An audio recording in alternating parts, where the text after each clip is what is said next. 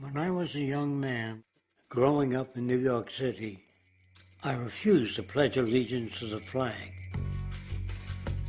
Of course, I was sent to the principal's office, and he asked me, "Why don't you want to pledge allegiance?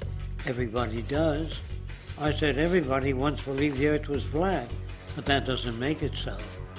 I explained that America owed everything it has to other cultures and other nations, and that I would rather pledge allegiance to the earth and everyone on it. Needless to say, it wasn't long before I left school entirely, and I set up a lab in my bedroom. There I began to learn about science and nature.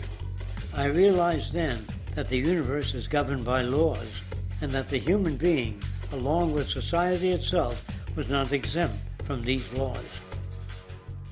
Then came the crash of 1929, which began what we now call the Great Depression.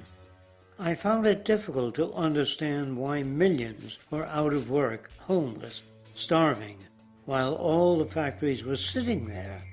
The resources were unchanged. It was then that I realized that the rules of the economic game were inherently invalid. Shortly after came World War II, where various nations took turns systematically destroying each other. I later calculated that all the destruction and wasted resources spent on that war could have easily provided for every human need on the planet. Since that time, I have watched humanity set the stage for its own extinction.